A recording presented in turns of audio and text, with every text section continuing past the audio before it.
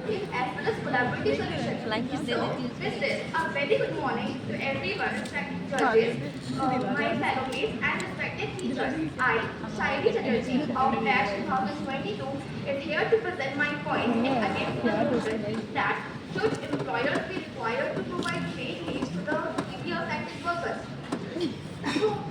So, today we are here to discuss a very critical issue which involves millions of workers worldwide. But as someone who supports the well-being as well as the health of our employees, I firmly oppose the notion that employers को TB affected employee को paid leave नहीं देना चाहिए. But क्यों नहीं देना चाहिए? इसके बहुत सारे reasons हैं.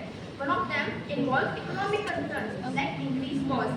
Increased cost क्या होता है? कि assume कर लो एक किसी कंपनी में 100 वर्कर्स हैं और 100 वर्कर्स में से 50 लोगों को TB हो गया.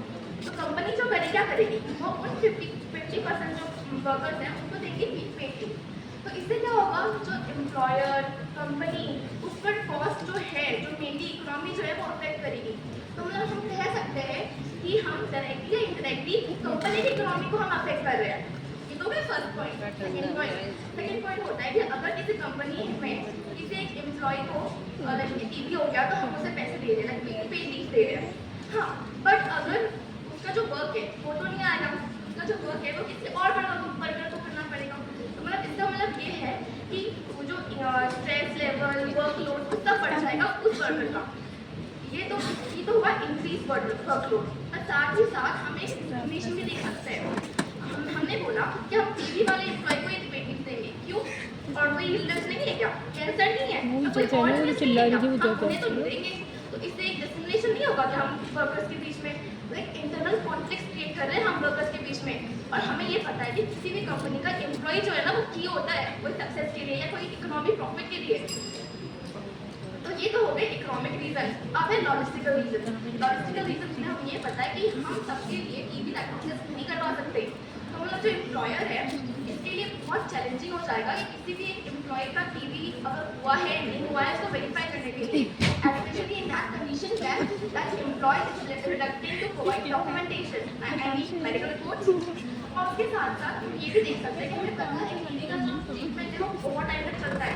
कुछ 2-3 दिन का काम क्योर नहीं होता. सेवरल मंथ्स लगते हैं इसको क्योर होने में. तो मतलब एक किसी भी कंपनी इतना अफोर्ड नहीं कर सकती कि वो इतने लंबे टाइम तक पेड लीव दे उन्हें. तो ये सब तो हो गए लॉजिस्टिकल रीजन. अब अगर हम पेड लीव से सपोर्ट नहीं कर सकते तो मतलब हम कुछ ऑल्टरनेटिव सॉल्यूशन दे सकते हैं ना. जैसे हम सपोर्ट तो कर सकते हैं. लाइक फर्स्ट हम बहुत सारे कंपनी सिक लीव देती है, फैमिली बेनिफिट देती है. तो क्यों हमें पेड लीव देना है एम्प्लॉइज को? थर्ड पॉइंट है कि गवर्नमेंट भी तो इतने सारे प्रोग्राम स्टार्ट कर रही है तो वो फाइनेंशियली सपोर्ट कर रही है. जैसे हम देना ही चाहिए हमें एम्प्लॉइज को. और इसके साथ साथ मैंने एक गवर्नमेंट रिपोर्ट